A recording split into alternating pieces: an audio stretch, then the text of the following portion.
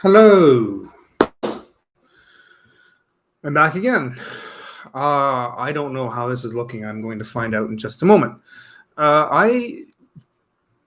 you know, I use Streamlabs Talk Studio. I don't use StreamYard. I use Talk Studio through Streamlabs because they're cheaper. Today I decided to upgrade to the next pro level that will give me 1080p. This is supposed to be 1080p. The monitor that I'm looking on here, when I open up the Streamlabs Studio, it looks nice. It looks, even though I know the lighting is dull here, so it's going to be a little bit grainy. I get it. It's a little bit weak until I get a front light here that doesn't blast me out. It'll look a little bit grainy, a little bit. But this right now that I'm seeing here is looking good. I did find the setting why there was a problem earlier. There's a setting under the cameras that show full resolution for 1080p. And that's what I've got right here that I'm looking at. However, what you are seeing might not look so pretty. I'm going into YouTube Studio here. So I'm going to open up just straight YouTube, plain YouTube. Go to my account and let's have a look at my channel. Oh, Scott Circlin has a video coming up. Nice. I really wanted this to look nice. I had it on 720 for the longest time. I had it for the past year. I've been paying for it. Well, 6 months actually. And I didn't like the quality on it. I thought it was a little too grainy, a little too choppy, especially if I'm trying to show something in a drawing stream. I thought it just didn't look right. So let's open this up here and let me just make sure the audio doesn't come through. There we go. And so I'm opening up now, and what I'm seeing looks awful. It's a little smoother than it was earlier, but I'm still getting artifacting. I'm still seeing pixelation, but I'm not here. When I look over here, which is it's through Chrome, and it's the Streamlabs Talk Studio website where I have all my controls and I can see the chat and everything. It looks great. It's smooth as butter. However, I come over here and I'm looking at YouTube, and this is looking like garbage. It is not looking all that better than the 720p that I had before. It should be way sharper, and it's not the camera. I have a Logitech Brio and it's set on high, and again, because I can see it right here through Talk Studio and it looks great. But as soon as I come over here and I look on YouTube, it's just craptacular. It's jittery. I can see, and there's about a 30-second delay, but I can see the artifacting and pixelation a little bit around the face when I move. The lighting up there looks extra stream coming down than it does here. The background looks all right, but nothing's moving. It still looks pixelated. This does not look 1080p. And the settings on my YouTube settings are on high. It's on 1080p. Everything is set to 1080p. The whole thing is set for 1080p.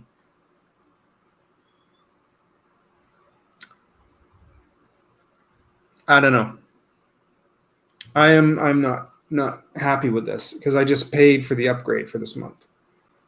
And this doesn't look any better than the 720. See, I can see already the shadows around the neck. It's all this when I move. So anyways, this is just a test stream. That's why you can see where it says up here, test stream. And I'm not happy with this at all. I know if I do pre-recorded video, it will look good. But I like doing the streams. I like doing the streams, and I wanted them to look really good. And I'm not at all pleased with this. Look, I'm going to open up Clip Studio Paint. And I'm going to open up Clip Studio. And we'll see how this comes through. Because it should look clear as well. I've seen people do streams with Photoshop, and you can see everything. Everything.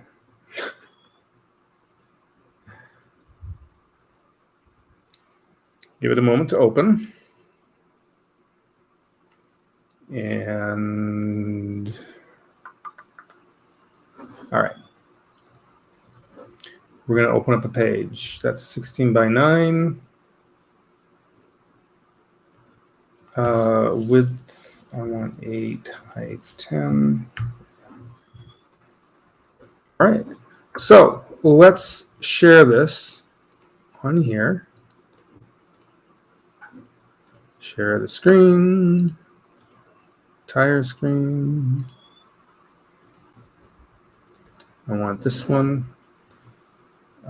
Make sure my pen tablet is on the right one. Good.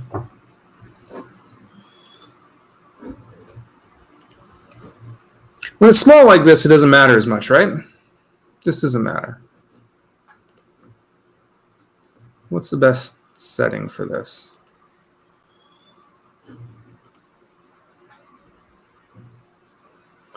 I want to know how this looks. Like I'm looking on here, and this looks great.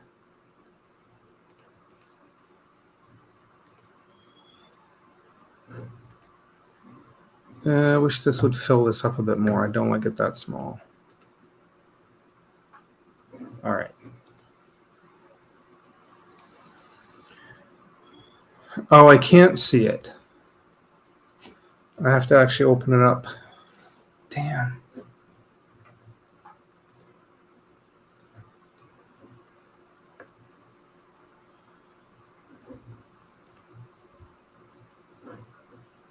Am I still broadcasting live?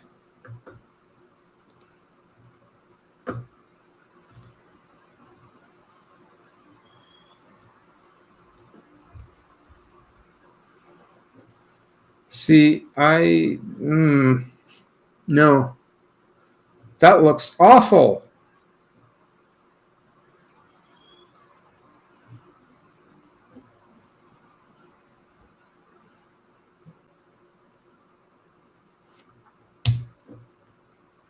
Ugh.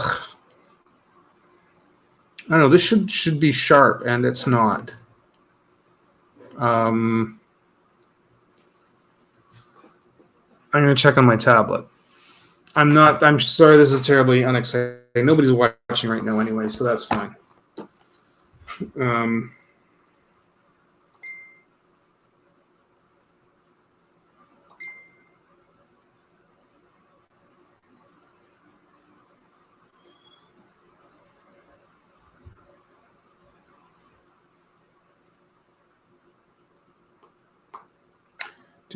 Talk amongst yourselves.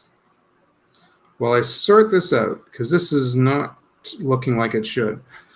And there's no viewers in here, so I can't really see. Shush. On the iPad, that's what the best I can get, because I can't view it on here.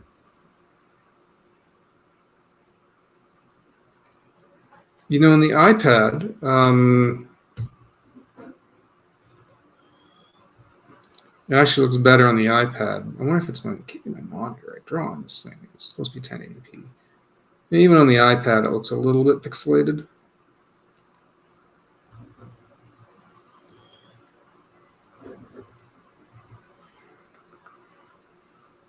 I'm not sure.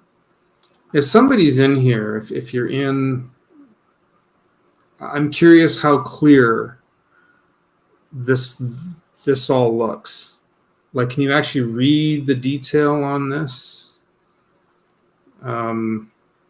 Because if not, like if this looks that terrible, I don't know, like the iPad looks all right. Kind of. No, even that doesn't look.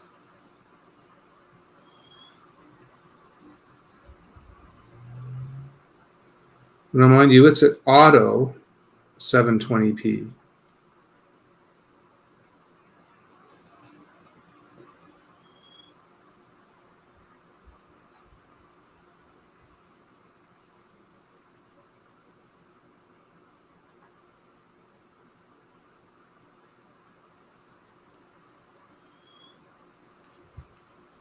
We can go in and go out. Again, I apologize if you're watching. This is just a little bit of a test because I just upgraded to the Pro version, and I'm not liking the video quality at all. I have to close YouTube altogether. It's not closing the damn video.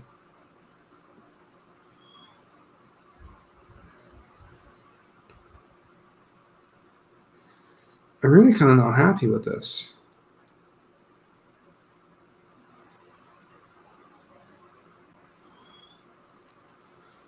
So on the iPad, let's see. I changed on the iPad so that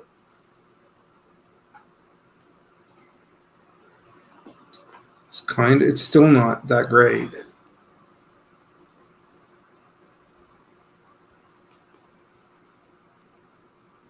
Still going to auto 720. No. That's fine.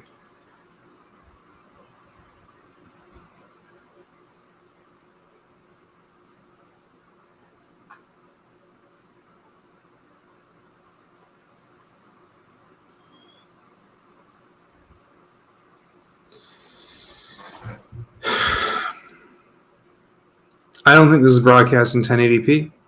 I think it's still broadcasting 720. Because it still is looking a little choppy. Everything is looking a little fuzzy.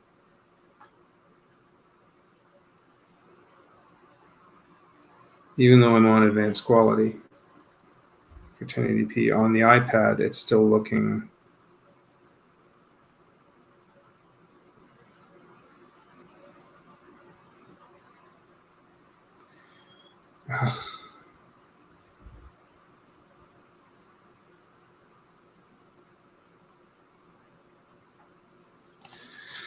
Yeah, I'm sorry. This is not terribly exciting. Oh, this is probably why, because I've got this open. So I've got two open. This is just me that's open here. All right. See, it's still not great.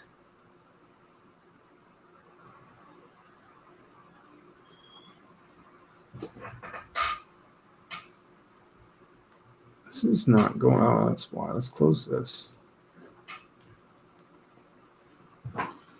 Yeah, it's really choppy.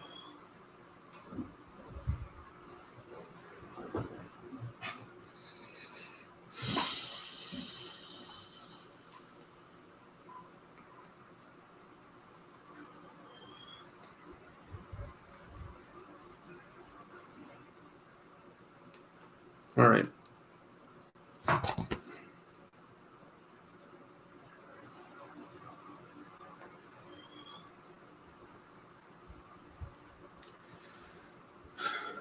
Well, I am definitely going to message. I want to do a screen cap of this.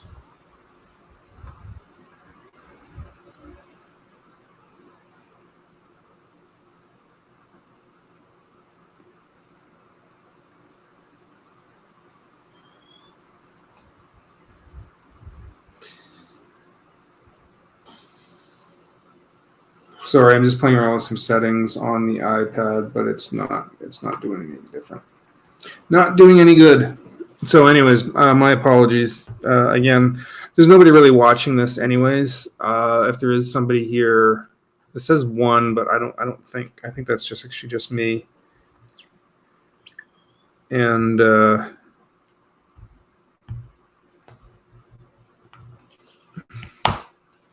hoping this changes. I can try and do a little bit of drawing, but if there's nobody here, there's not much point. I'm a little disappointed. I'm very disappointed, actually. This is supposed to be so much better than this. Testing mic, 1, 2, 3. Mic seems to be working. Echo cancellation's off, so all that's good.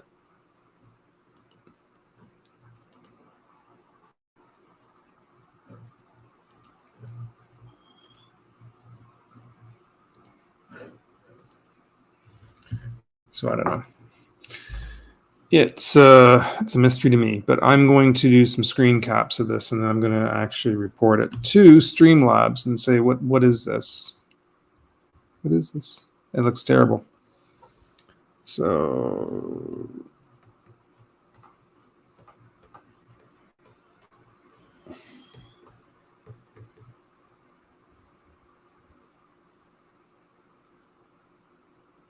two R's or one?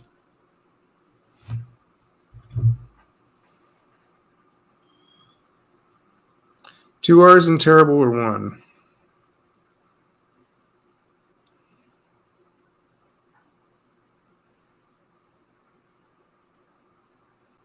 Two. I thought so. Just want to make sure.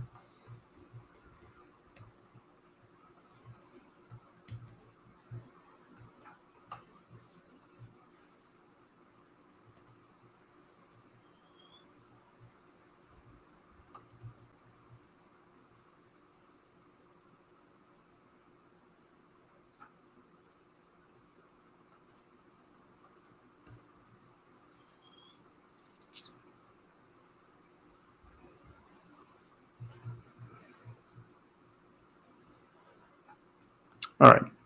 Well, this is a little bit of a bust, I think.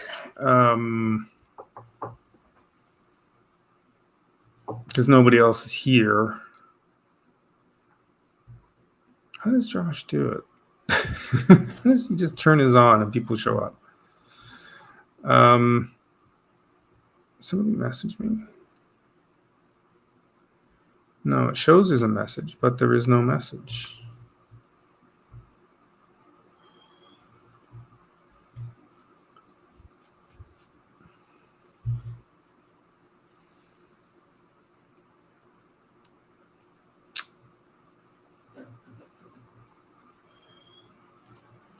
I should just go for a little bit longer. Let's go a little longer. There's an artist who is on, who's doing a live. He's a really good artist. I mean, he's really, really fantastic. I wish I could remember his name, but he did a live. He had over 100 people in his live. The guy has like 40, 50,000 followers. Had like almost 100 people in his live. And he was just doing little thumbnail sketches of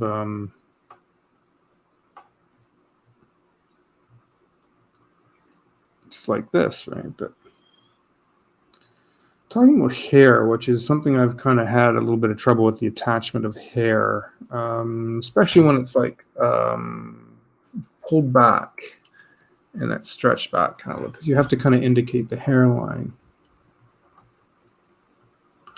And whenever I did caricatures, that was always a little bit of a problem, and I don't know why.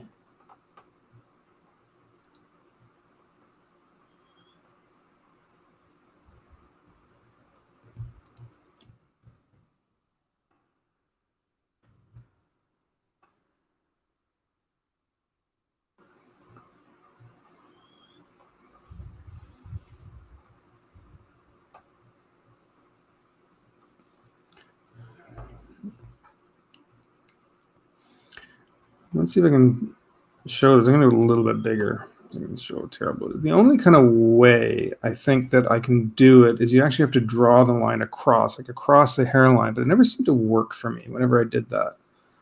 I was trying to do some drawings of a character from The Rescuers, Penny, the little girl, because her hair like parts down the middle and then goes to these ponytails. And that was actually quite difficult to get that to look right. It's a little more complicated than I thought. She was animated by Ollie Johnson. I thought she was Frank Thomas, but apparently it was Ollie Johnson that did her.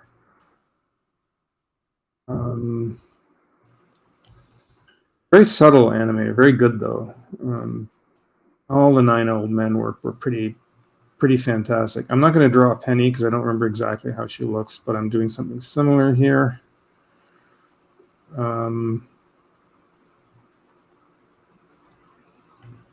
No, that's not right. Give her black eyes. Jeez.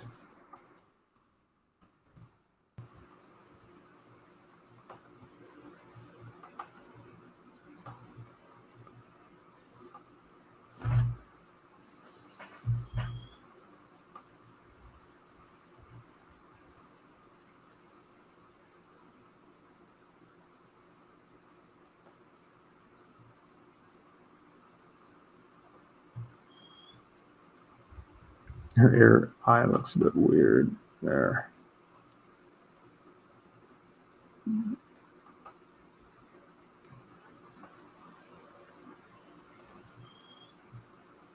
It's again, it's looking different on camera than it is in front of me here.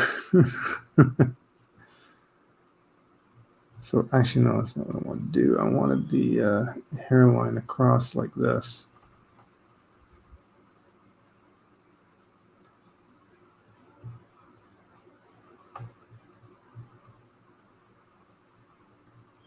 And it goes back like this.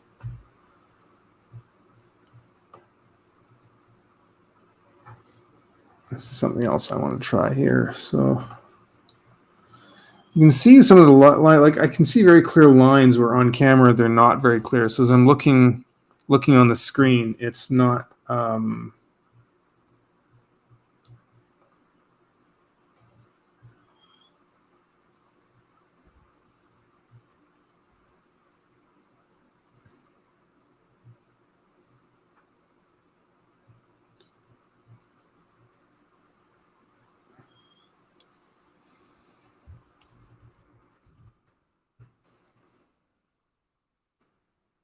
I'm at a loss for words. I think I'm losing my mind. I shouldn't say I'm losing my mind. I think I'm Alzheimer's or something. I'm drawing blanks on words.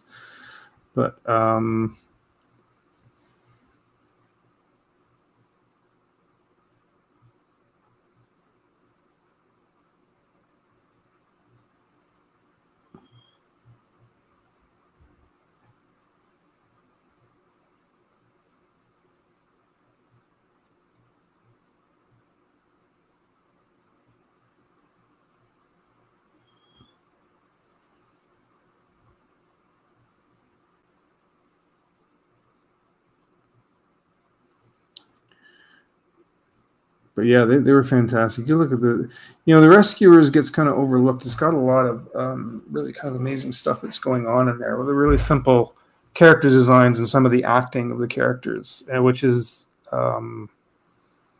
very key to having your animation working. Or even if you're drawing comics, the characters kind of have to act. We learned to actually get up out of our chairs and actually physically act out the motion and to over exaggerate the motion. You have to be like a theater performer, and you're pretending you're performing your act for the person who's way in the back row, because that person needs to see everything.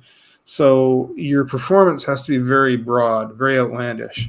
So, a character can go in and grab a glass of water, and he can walk over and he can grab it and pick it up and drink it, which is fine, except that it's boring. But if he walks up, reacts to it, I don't know, thinks about it, whatever, but he's really thirsty, and he's like, and really grabs that glass. I mean, there's a whole pre-action, and then grabs the glass, and it could be even like a croup across the table and just right down and in silhouette, turn sideways, so you can have him drink straight forward. It just looks a little bit messy, but if he and drinks it from the side, you get a really nice, clear sense of action, right? And that's what kind of brings out your performance and your characters, and that goes for even if you're drawing comics. Here, let's start with a new sheet here. Do not save. These are not that important drawings. Whoops. File. New. That's fine. So, right, so a person can drink a glass of water.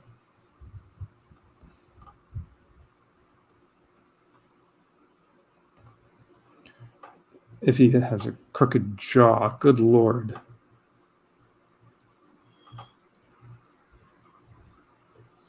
He's really thirsty. And,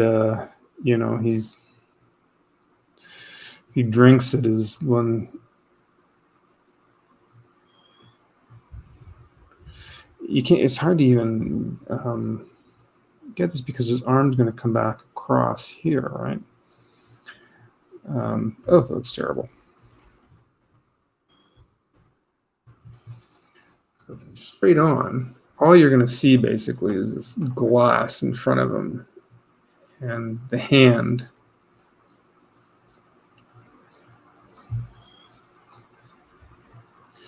And the arm is going back here. It's a little better.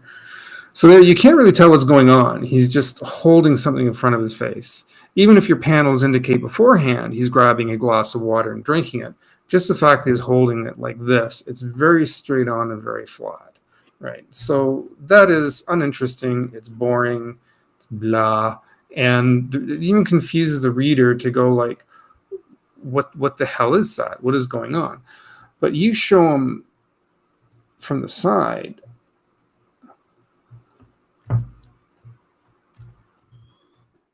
Now look at this.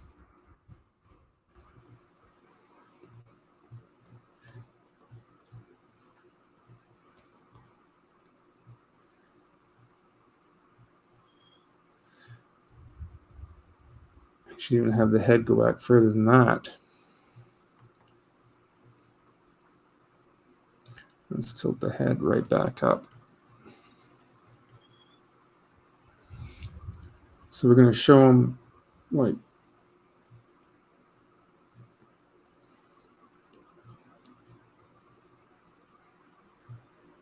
there's a glass and there's fingers around it. You kind of have a better idea now that he's drinking a glass of water. I know it's messy. I work messy.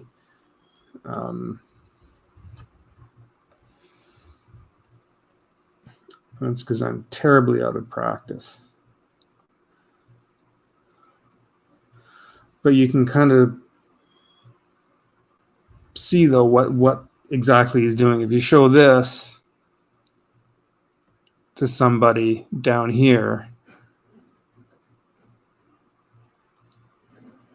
you show that as opposed to what this is up here, you can tell this guy's drinking a glass of water that he's very relieved to be drinking, or this, I didn't give him the ears, this, which is just, it's straight on and it doesn't kind of have any dynamics to it, but this really looks like he's leaning back and he's taking all that water in. He's really thirsty, this guy, and he can't wait to drink this glass of water. This is just like whatever. So, and even if this top one, even if this guy did lean back a bit more, it's still not, you're still face on. It's still not that dynamic of an action. So that's kind of the difference that can bring out a lot of entertainment to your drawing, even just a simple thing. We don't realize some of the little subtleties that we can pick up subconsciously on something like this. It can hold our interest or not, or make us leave it, depending on how what's going on in the images. And this even goes for like putting in panels and action in panels. Now, I think there's a point where it can go too far. You're telling a story. So if someone's just kind of drinking something in the background subtly, or if he's supposed to be taking a quick drink before he says something, if it's just a quick little action, you don't have to do the super dynamics with it. But if the action means something within that scene, make it clear, 110% clear. I think it was on Christopher Runciman's stream. Somebody I forget. Anyways, I think it was on his stream. He was talking about the way a scene lays out, and it was from Drawing Comics the Marvel Way, and it was showing how to make these scenes so much more interesting in these dynamic scenes. And it showed, here's a very plain way with two characters talking to each other, and then it showed this really extreme shot with his close-up of a cigarette. And it was almost pushing it too far. For a simple conversation, it didn't need to be that overly dramatic, but it brought forward the idea and made the information clear that this is something that maybe was a very tense scene and needed that dynamics to it. So, Terry's here. Hello, Terry. How are you? You're the first one in. I How do I look? Reason I'm asking is I just did this whole speech. I think I did it twice already. That I upgraded Talk Studio so that I could get 1080p, and it's not looking like it's a whole lot better. I still see a lot of artifacting. Like I don't think this is all as clear as it should be. Even I'm not. I've seen streams that are like crystal clear, 1080p, crystal clear, and this still looks a little bit fuzzy. Like it should be smooth. Like I'm looking at the Talk Studio monitor. So I have Talk Studio open, and that looks fine. What I'm looking at here looks great. It looks like when I move my hand across, it's smooth, like 30 frames a second. I think, but when I checked it earlier, it was still getting a little bit jittery. There was like a little bit of pixelation down the face. And yeah, I know the lighting is not great. I guess the hard thing is it's compared. Like I wish you could kind of see what I'm looking at, because I have Talk Studio open, and on Talk Studio, I have it open in Chrome, and it looks crystal clear. Like it looks fantastic. But as soon as I open up on YouTube, the YouTube broadcast is coming through really terrible, and I don't know why. Because I've seen people do streams, and like I've seen people, I watched somebody doing a test of the Logitech Brio, which is what I've got here. And it was, now mind you, that was a recorded video. That wasn't a stream. So I don't know, maybe it's the streaming. Maybe it's just, you're going to lose it anyways. I don't know. I've seen people streaming with super crystal clear streams, but then I think they're not using, they might not be using webcams. They might be using like good, expensive cameras. I don't know. And it's not like they're streaming in 4K. Maybe they are in 4K. I don't know. I wish I was expecting to look a little clearer. I was expecting to look like this that I'm looking at here, and it's just not. I'm really disappointed because I paid for this upgrade, but I'm not going to keep it if this is what I've got. I'm not thrilled about it. So yeah, I was expecting it to be better. So, oh wow, a whole bunch of people jumped in. Hey, maybe I think the chat's coming through a little bit delayed. My apologies, guys, if you've been chatting and it's just coming through now. Hi, Matt, and hi, Vic. How you doing? I actually wasn't going to stay on much longer. I was just actually kind of doing a little demo on character acting, and yeah, thanks, Vic. It does look better. It's not as good as I was expecting. I thought for 1080p, like motion, I think is still a little bit jittery, and there's still some artifacting. Is that the right word? Down around here, and I know lighting plays a part, but I'm looking at it through Talk Studio, and on the Talk Studio monitor, it looks really nice. But if I open up YouTube and look at it, it looks like it doesn't look as good. So I don't know. Yeah, but I paid for the upgrade. I paid for 1 month anyways. It was an extra, I don't know, it was an extra $8. So whatever. If I don't like it, I won't keep it, and I'll figure something out later. So, but if it's not that much better than the 720, I don't see much point in keeping it. But it might be on my end, Vic. I don't know. Maybe I don't know, because when I open up YouTube, I make sure I got it. It's on my monitor, and I open it up to 1080p, and it just kind of looks. So I don't know. But I'm going to do a few screen caps. I was almost expecting not to stay for much longer. There was nobody else watching, so I thought, maybe I'll wrap this up quick and I'll go. But now I got.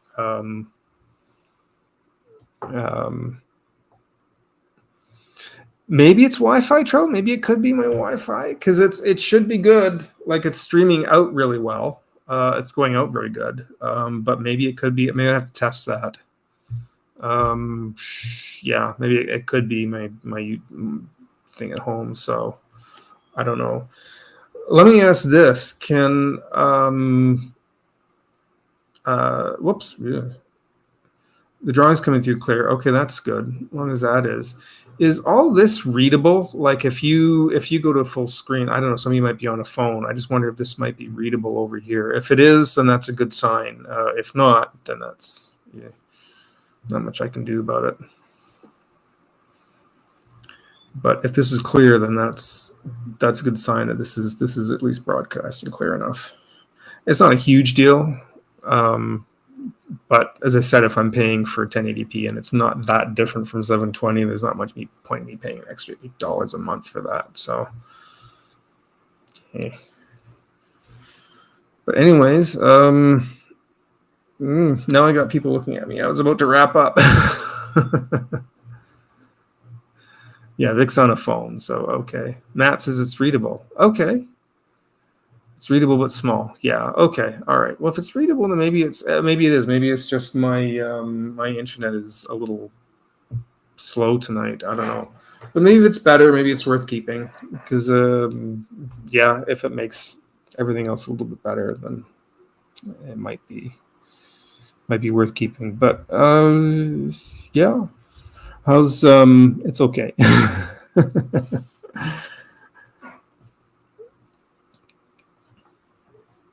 Right. I was because I was watching somebody else do it was another artist about it last night or the night before. Really good artist. He's just incredible, and he was doing some little sketches. This guy, I forget who it was, but man, he has like 40,000 following. He's just a young guy too. He's not that old. He's really good. He has like about 40 to 50,000 followers, and he had a stream going. He had like about 80 to 100 people in and out of that stream. I'm like, how do you do that? I don't know how long he's been online for, but or I should say how long he's been on YouTube for. But he was, I know he had people interacting, and geez. Oh, Adam's back. Hey, how you doing, Adam? I don't think I'm gonna stay terribly much longer, but I am.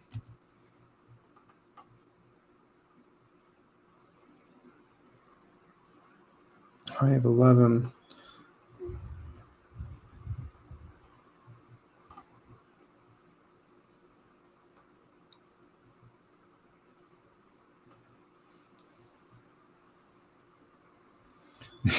They're here now. Entertain us. Sorry, I forgot my tap shoes tonight.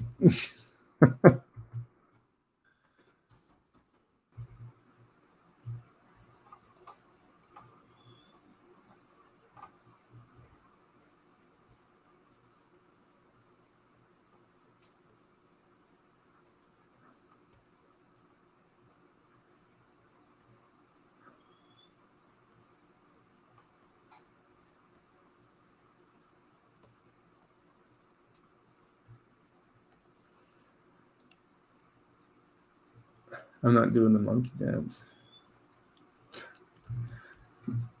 Want dancing videos? Go to TikTok. Even they don't do dancing videos anymore. It's just people yelling at each other.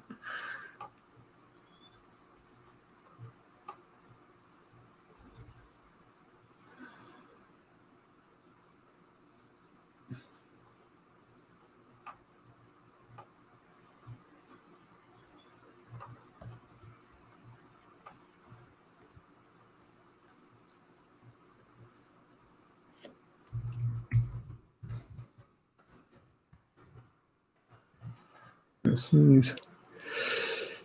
Excuse me.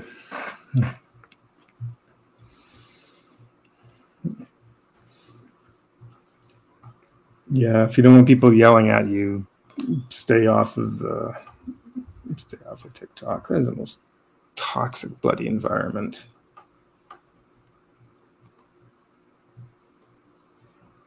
Why I erase my construction lines? I really shouldn't.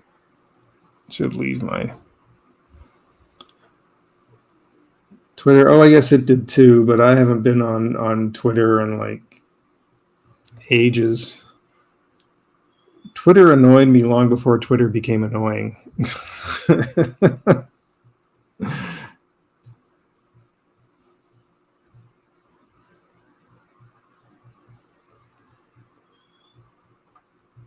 Yeah, I need to get some practice in again. My construction's looking awful. Too old for TikTok.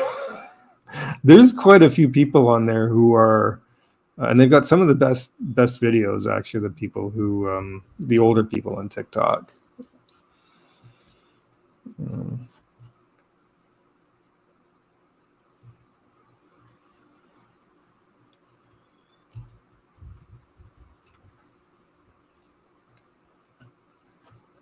I'm debating if I should start practicing animation again. Animating is such a repetitive process. I haven't actually animated in a long time, but I'm thinking about it.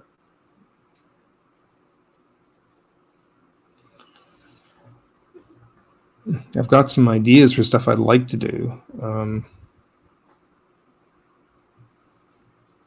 They're hilarious. I have seen them. They're like all over the internet. They started on YouTube, but they're all over. They're hilarious, those guys.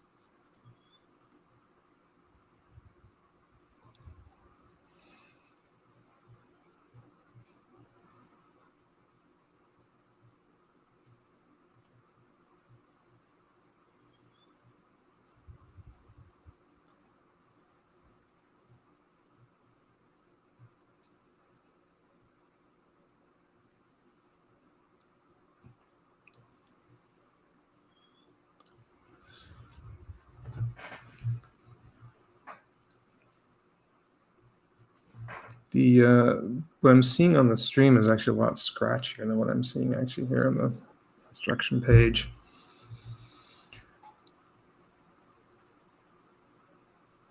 I was telling a few people about what I used to do at Nelvana, and when I worked there for a short time for when I did Rupert the Bear, I did. Here, I'll get rid of these. Maybe I can kind of show.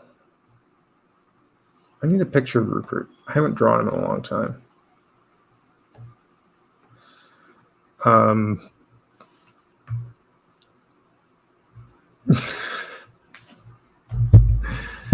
There's no rules that says you can or can't use anything. You can use whatever you want. It's not like the Facebook police or TikTok police are going to come and arrest you because you're too old or too young. I mean, I guess you could be too young for certain platforms, for sure.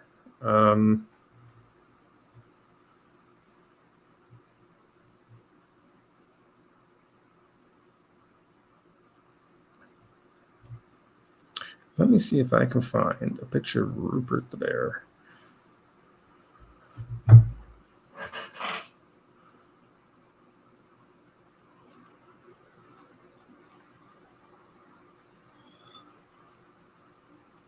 I forgot how.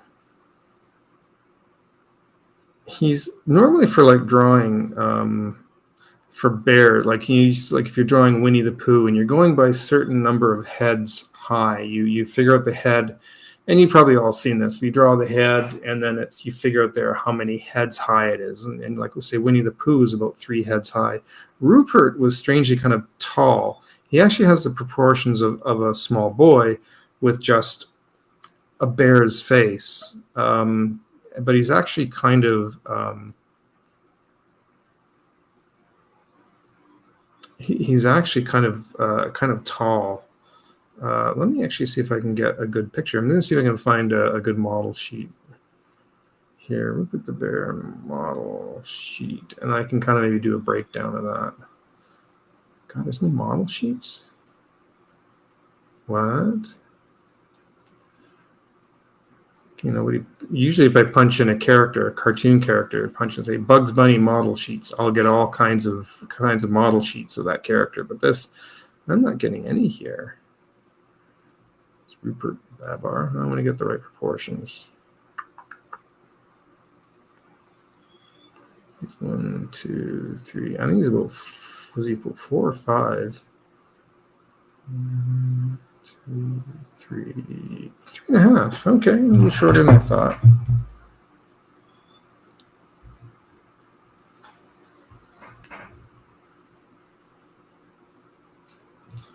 Your bear is about 8 heads.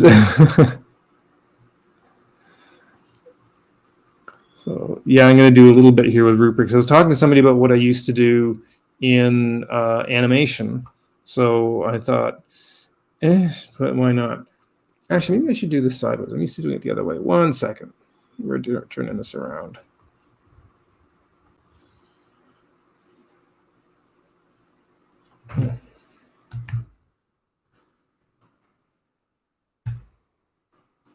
Actually, yeah, that's okay. All right. So it kind of started. Why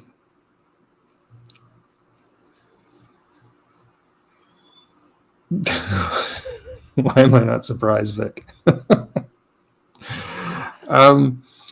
So we receive what's basically a storyboard, and I think most people know what a storyboard is. If you don't, it's basically the script and little tiny thumbnail drawings, right? So I'll get a script, and they're not at all in any kind of deep detail. It'll just show this, and it'll show something like this, and right.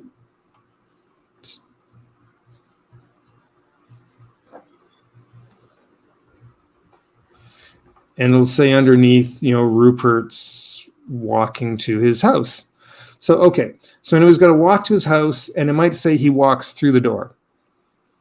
So here's Rupert, and it might even show something like this, a little arrow, and that he's going to go in this door. Now, the thing is, if he's going to go through the door, let's pretend the door is open. He's got to go behind this line right here. And that's going to have to be indicated as a match line, because he's going to go behind that and in the door. In this case, because this is a solid piece, you can't do an overlay. If he was going to walk behind a big telephone pole here, say, telephone pole could be an overlay, and that would be much easier. Sometimes they'll even just do a match line for that. But if he's going to go into that house and through this door, you need something called a match line. That'll indicate to the animator that he's going to cut off into that line or into that shape. And they'll usually have a sample of the background as well. The background drawing will go to the background painters who do the nice color,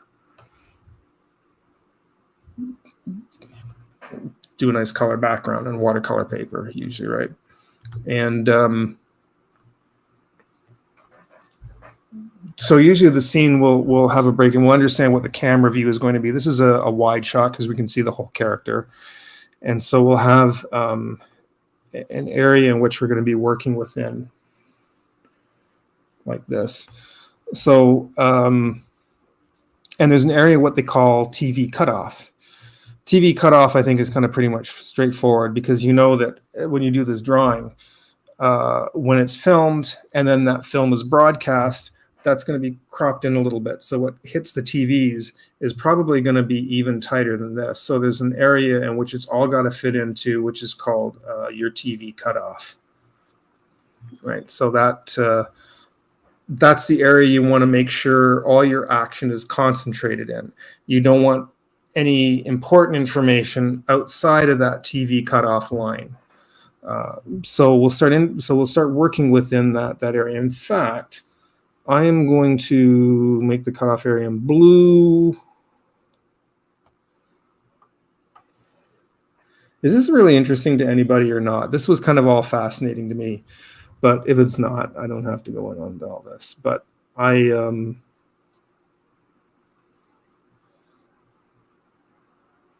outline selection. Okay, there we go. There's our TV cutoff.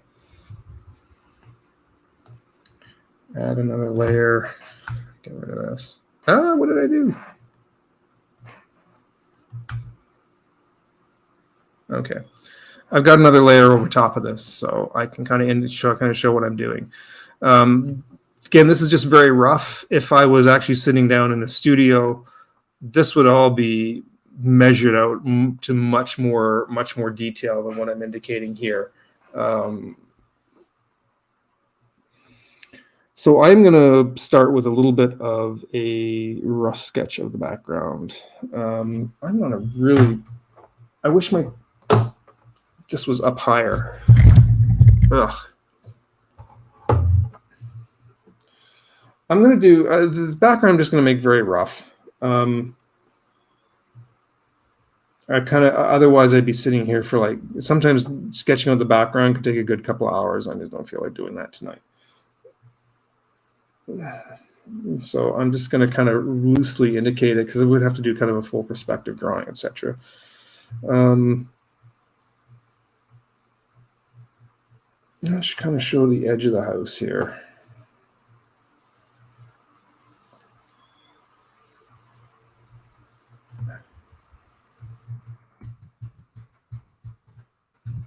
We can tell them how to practice, eh? Nice thing is I can kind of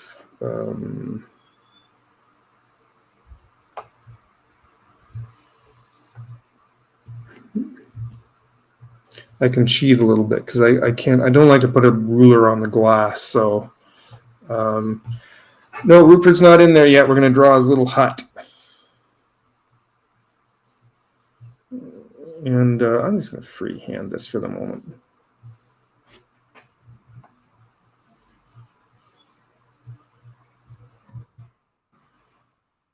Yeah, this little kind of, yeah.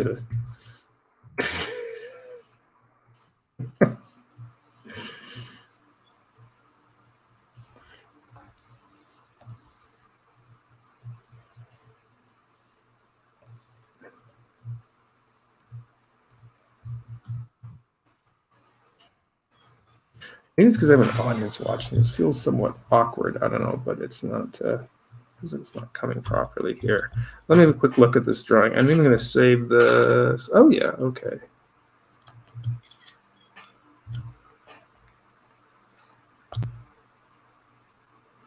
There's a big roof. There's a big white house.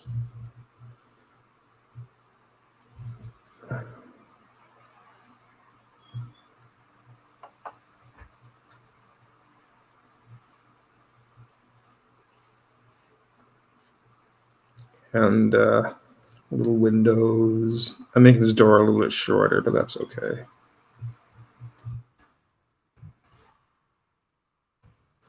I want to save a bit of time.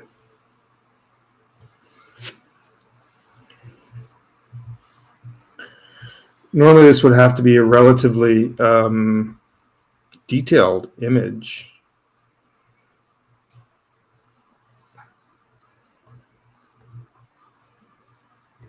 Because you need something for the background painter to go off of. Like he kind of paints what he sees, so it's whatever you put down. That's what kind of goes down. What they do. It's a good nail pencil.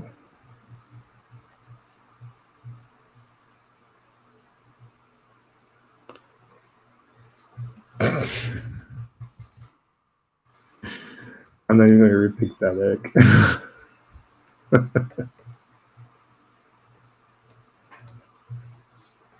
This looks actually much nicer, I think.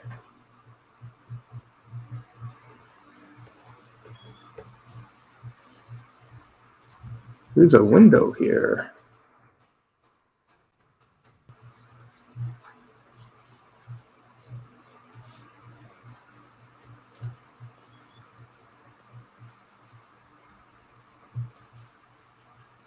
This feels very strange doing this again after all these years. And I've drawn stuff, but when it starts feeling like when I'm doing what I actually used to do years ago, and he's got, I don't know why Rupert had, we kind of joked about that he had these crossbars on his window. I'm like, who's going to break into Rupert's house? What are they going to steal?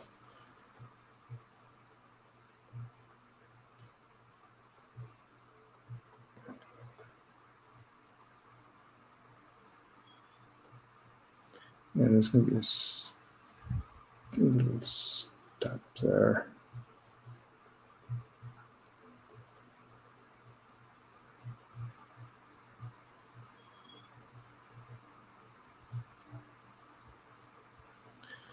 So maybe bushes here as well.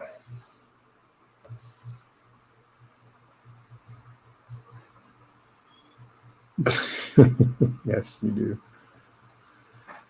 If anyone tried to get in earlier, I'm sorry. When I was first trying the, I had a couple people saying they couldn't get in. I don't know why, what was going on, but I was having some technical issues earlier. But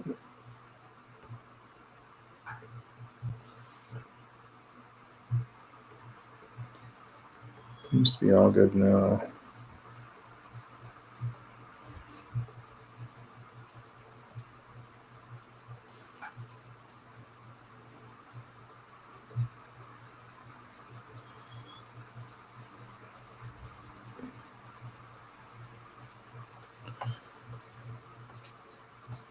So this is a very crude drawing of what it is that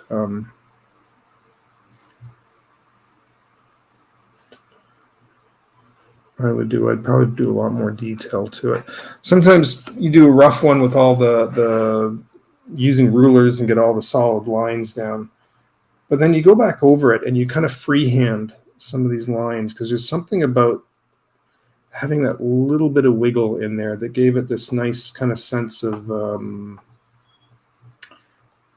naturalness. Is that the word I'm looking for? This organic feeling to it,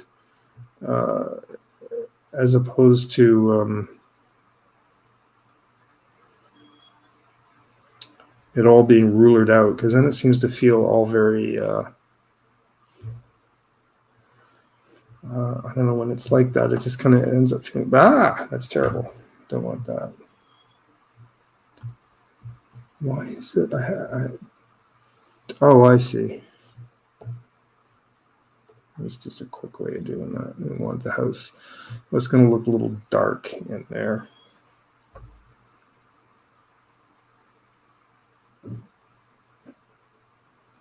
That's fine.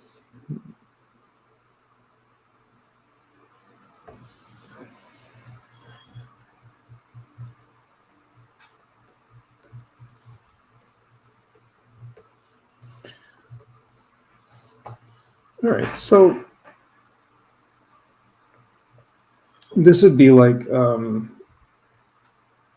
little bit of a cloud up here in the sky. This would be just a bit of, if it's visible.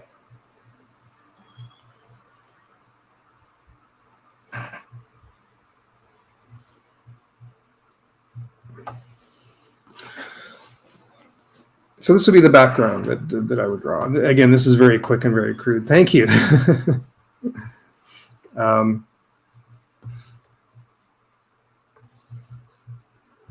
Of course, what I would do in the studio, I'd spend 3 times as long on, and then no, he actually had kind of this little cottage house that he was in. He didn't have a bear's den. Do you know, a lot of the times I didn't even know the whole story. I'd get these storyboards that just had this randomness. In fact, I think I'd pick up one package and it would be for one story, and then I'd pick up another layout package and it might be for like a completely different episode in a couple of weeks, but I'm doing some of the introduction drawings to it. I have no idea what the story is. I just get this this random stuff and you just drew it. Here's the description. This is what's going on. I'm like, okay, whatever. So like we just kind of did it. I just enjoyed doing the work. I wasn't too interested in what I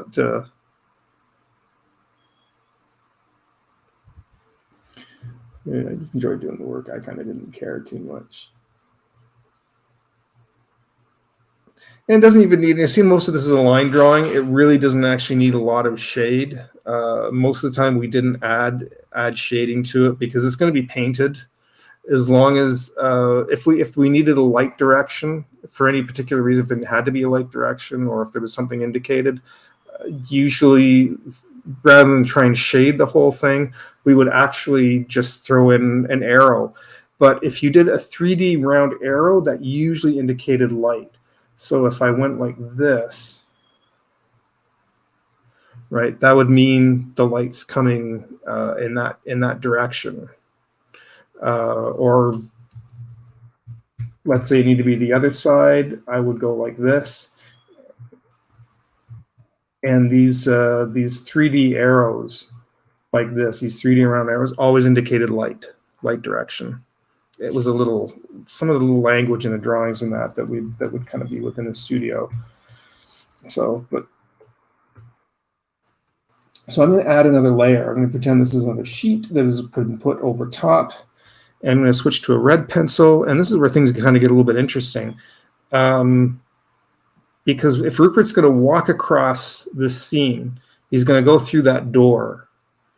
He's going to probably take a little step up, and he's going to walk through that door. So that is where the match line has to go in. So we would actually, indicate that on a whole separate sheet of paper. We would actually just have a sheet of paper just for this. It would show these lines around the outside, and we would still keep the, like your, what do you call it? Oh, I'm drawing a blank tonight, like your TV cutoff and your, the area in which you work in, that would have all these lines on it that would show your camera view. So you'd have one sheet that would have the outline, and then this, and this would actually, they would actually call that the match line. So that would also go to the animator, because that way then it would indicate that the character is going to walk across. How do I get an arrow on here again? So he's going to come walking across through this door, but he's got to disappear behind this door. And this match line will indicate that he's going to go halfway across into that. So I'll bring this back up. We don't need the word match line in there. I'm going to call that layer that, though, match line.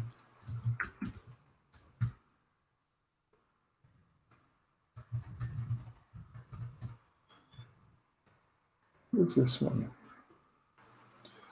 Oh, that's your...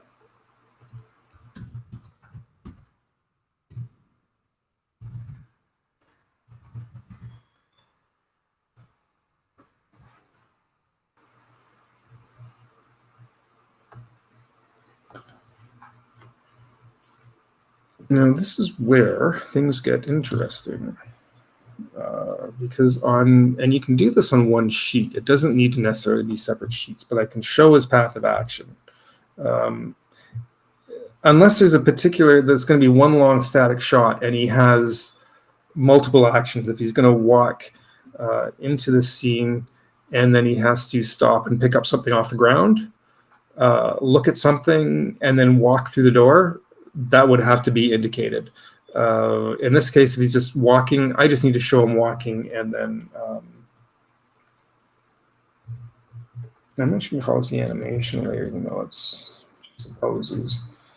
So I'm actually going to turn down the level of the house, because if I have a sheet over top, it's going to kind of fade that out anyways. Even if I have a light, if I want a light table, your background gets a little bit faded. The match line, I'm going to erase what it says match line. That doesn't need to be there. We all know what the match line is now. All right.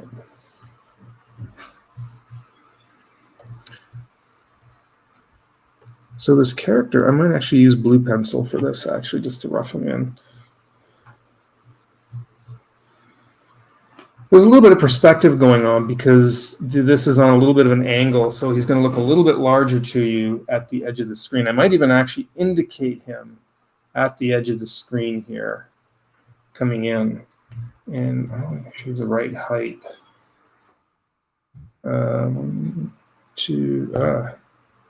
on. Give me 1 second. I actually took a screen cap so that I could... 1, 2, 3.5. Okay. So he had a weird shaped head. It was almost a little boxy. 1, 2, 3.5. Right. Okay. So he's coming in this way.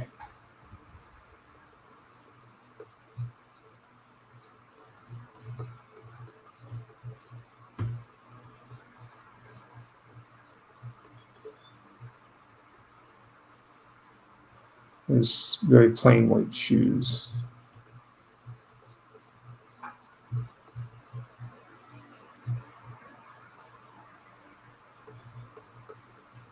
I don't need to kind of do him a terrible amount of detail, but I'd like to have enough detail that we can kind of know what's going on.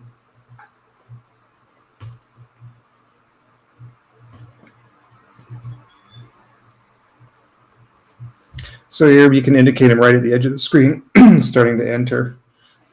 This is so exciting. I know the build up to this. Walking through the door.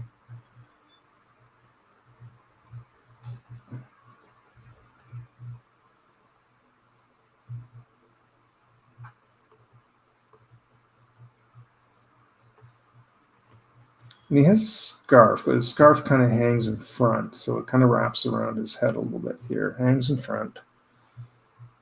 And I don't like his hand here. Let's fix that.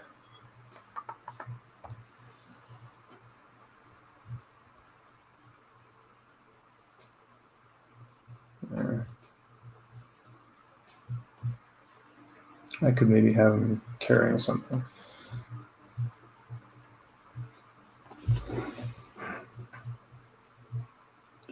We don't see the inside of his ear. We don't see too much detail because he's kind of coming in from the side. So we could do this. You could kind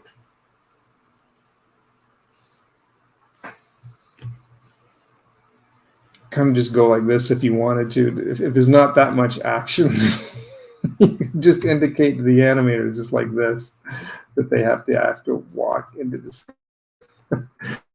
Enough to indicate that they just to have them walk in.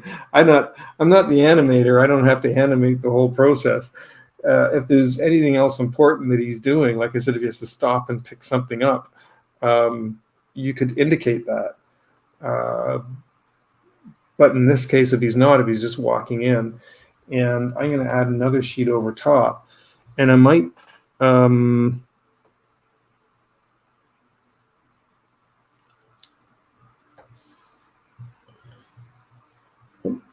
go back to that blue.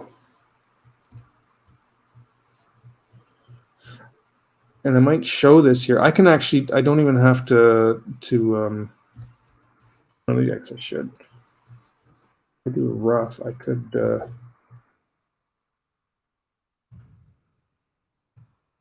I'm entering in so that it helps give a bit of a perspective. If I do this, 2, 3, yeah.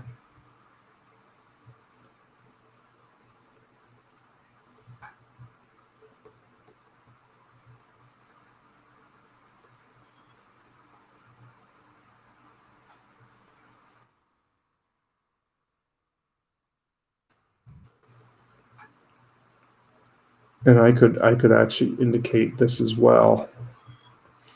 But it gives the idea of, to the animator, approximately the perspective that he has to take. He knows he's going to be walking along here, but he gets the idea that he's walking through this, and there's a little bit of perspective to the drawing. So he's going to have to shrink a little bit as he's entering the scene, because he's walking away from you, right? So you could send something just like this, and this might even be on. This could even be on a separate layer if you need it to be, as opposed to this. But let's go back for a minute. Let's get rid of this. And I'm going to get rid of this line. Surprised my roommate's not home yet. He's supposed to be coming home. I can't wait to find out why he's late. If it's to do with the laundry again, I'm going to smack him. Yeah. There's a running thing between the fact that when they go to wash the towels at the Y, they time it right. You shouldn't have to wait for them to dry or anything. If nobody picks them up, you're going to stand there, wait till after 12, waiting for them to dry. You don't get paid for that extra time. He wears yellow plaid pants.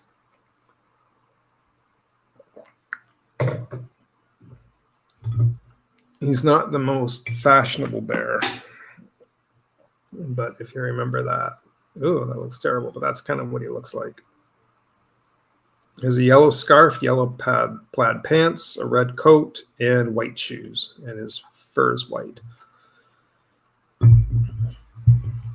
So, 1920s. I'll definitely use this again. Oh,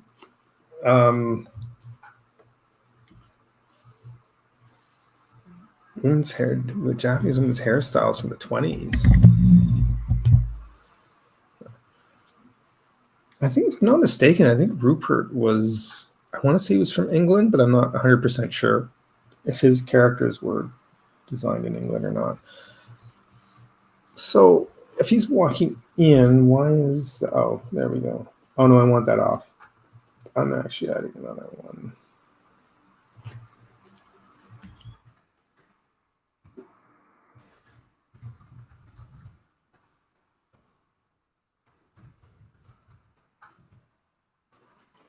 And this, so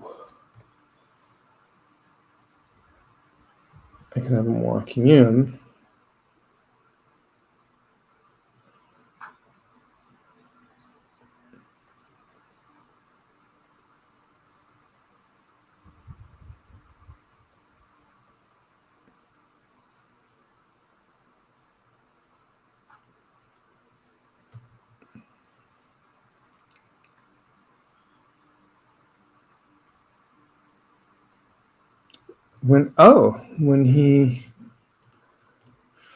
When he appeared in color, it didn't look right because everyone used to the black and white version. Okay, so I guess in the original books, do you mean that we're in black and white? Because I know I worked on it on the very early '90s, and it was already in color. And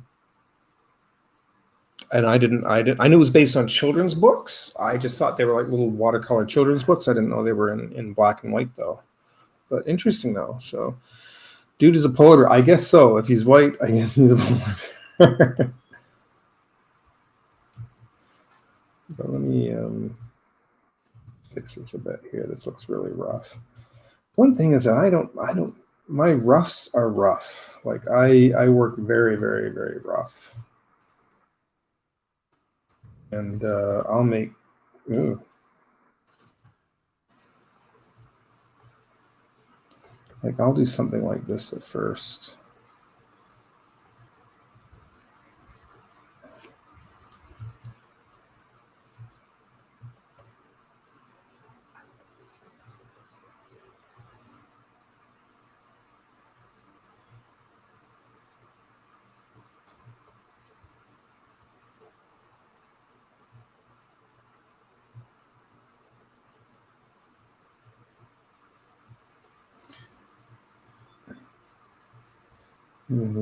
His legs are a little too short there.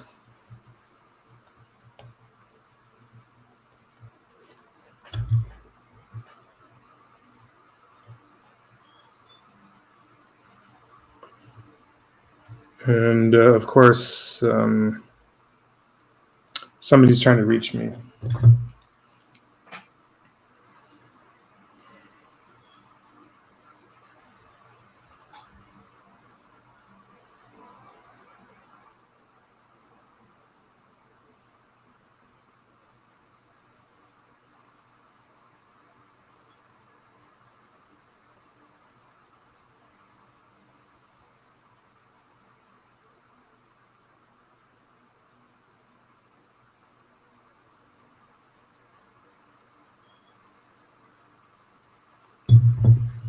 Looks a little short there, but I can, because of the magic of digital, I can actually increase the size of that a little bit.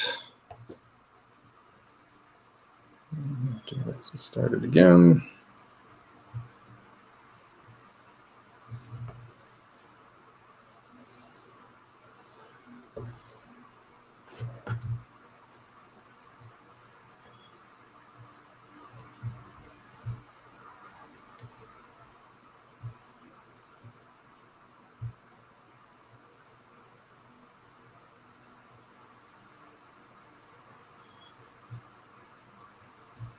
That looks a little bit better.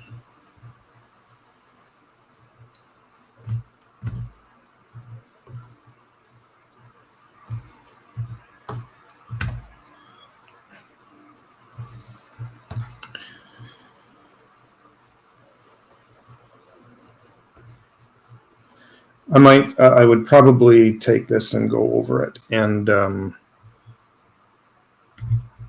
clean it up a little bit.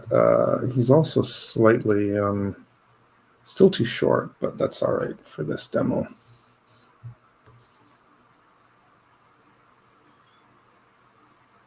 I can make my Valiant return to Rupert. I'm really not sure I want to go back to working on Rupert of all things, but it's interesting though he's back in public domain.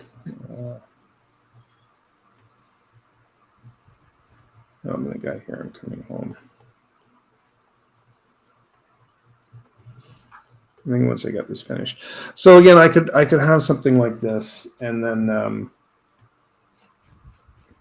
if he's picking something up off the ground, if there is, that would also have to be another layer showing that object, and that would be on another whole sheet of paper again. So for this one layout package, you could have already 1, 2, 3, 4, 5, 6, 7 to 8 different layers of sheets to indicate the background, the match line, your TV cutoff area, your poses of animation. All of that can actually will take up about 7 to 8 sheets of paper just for this. And but all of those will go to different departments. So like these poses and blue pencil plus the red match line, those would go to animation, and then the black sketch would go to the paint department. But this TV cutoff area, that has to go. I might have to make a couple of those because they might also have to go to the background artist. Also has to go to the animators. And then once all those come together, that has to go to the cameraman because they're going to be shooting this. They're going to put it all back together, and they'll need to know the area at which they're going to shoot. So that's kind of it in a nutshell. That's what I did when I worked at Nelvana, when I worked on Rupert the Bear. And this was actually something I did work on. I remember doing a scene like this. I don't think he picked anything up, but I know he walked across the screen into his little hut or into his little house. And I just vaguely remember this in my head. I know I did dozens of layouts like this, but this one I do remember doing for some reason, and it was really simple. It was an easy one to do. So but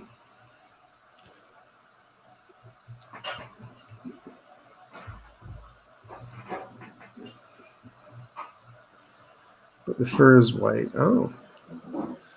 In other words, when he appeared in color comic strips with brown fur, they changed it to look more like the black and white comics. But he's not a polar bear. All right, yeah, that makes sense, I guess. I also thought it might have just been less to color as well, but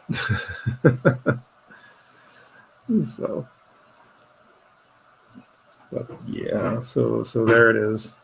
And actually, that's not bad. I mean, I've only been streaming for like not even an hour and a half. So this I did really, really quickly off the cuff. I mean, this would probably, I'd only get about 2 to 3 done a day, depending on how much detail there was in it. So I might have, and I was drawing faster at the time and with more detail at that time because I was fresh out of college and I was drawing every single day, morning to night. So I was in practice. So something like this, I probably would have spent 3 to 4 hours on. I'd pick it up in the morning, do this, and it'd be done before lunch break. So I'd have all the poses, the background drawing, it'd all be a complete package, and then pick up another one. I might even had it finished and started on another one before lunch. So there's this huge discussion of what color Rupert was. I was like you, just fatter and not as tall, Vic. Sorry.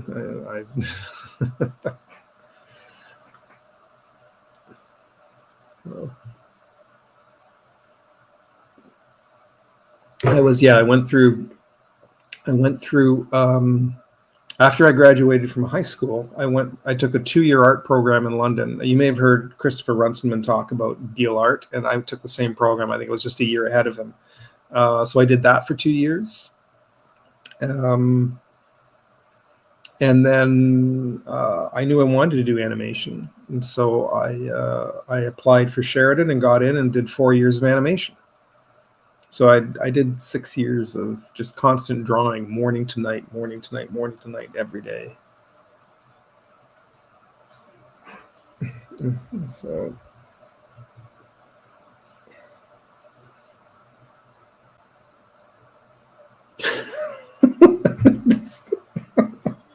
What have I done? This whole discussion about what color Rupert is.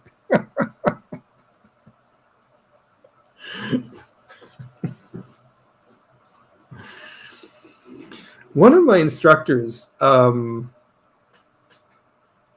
YouTube, and he's put out a couple of books, but he has some of his old demos on YouTube. He's under the name Brian LeMay, and he was the layout artist. Incredibly talented man. He used to work in Nelvana. Brian LeMay worked on Rock and Rule, if you're familiar with that film, from Nelvana back in the early 80s. A lot of my instructors all came out of Nelvana and all worked on Rock and Rule. He did that. And Brian also he has a comic called The Zit, and I think was trying to make it into a little animated short. It's exactly what it sounds like. It's very strange, but he was good at comics. He was good at animating, doing layout. What else did he do? I think he did character designs for Inspector Gadget. Might have also done layout on that. But if you look up Brian LeMay, so his videos are old videos that he used to do for his animation students. So they're very long, kind of sound a bit monotone, but his stuff's really good. It's really interesting. If you go there's one that's inside a shed, has a car parked inside a shed. Really great, it's incredible drawing. Just you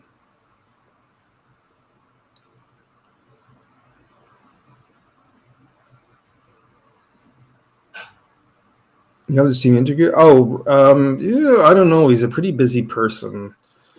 I could try to see. I mean, because he was my instructor, so he's got to be. He was young though. Like he was young, but just unbelievably talented. He was only about 15 years older than me, so he'd probably be pushing 70 now. He's got to be up getting close to 70. So I don't even know, but I think he's still working. Where would he be working at?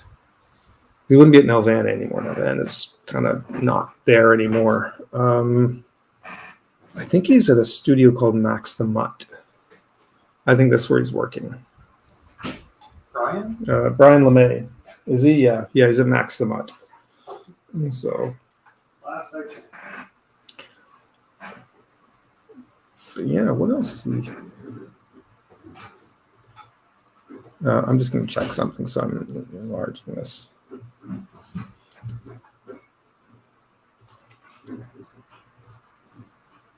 Yeah, he might. I could have him in for if he'd be willing to do like an hour one. I haven't talked to him in ages, but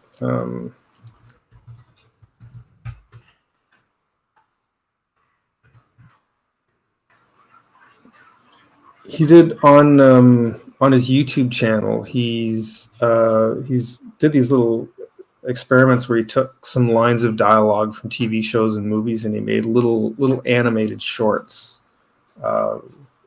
with them. And but you can definitely see the style if you go check out. If you want to check out his channel, you can definitely see the his you'll see the Inspector Gadget influence. And you'll see that one of the layout of the car parked in the shed, and it's a wooden shed. It's just, and there's the Zit. He has some samples of the Zit. It's kind of almost like I want to say a web comic, but it's not fully animated. But it's just the dialogue with the poses. It's not fully animated though.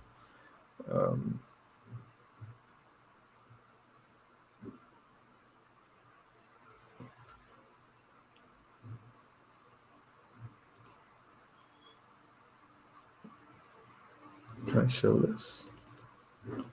But there's something like that he worked on.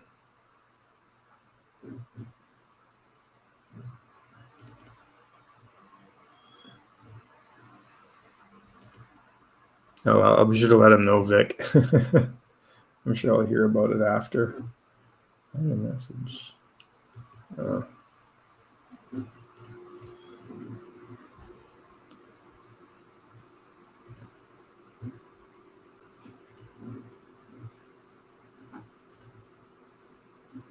But like this kind of thing. This just phenomenal. Like seriously. I suppose I could. I don't know if I could still do anything like that again. Like the detail in the car and that is unbelievable. And I don't know if I could. It would take me some practice. Like off the bat right now, that's a little bit beyond me. I would have to get into a point of practicing again. So that's just a little bit of a samples of what he does. I don't know if any of my other instructors are on here. I don't think so.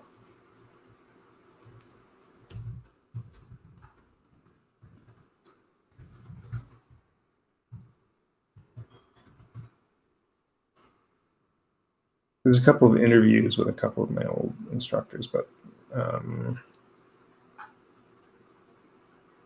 they don't have in the animation portfolio workshop, Charlie Bonifacio.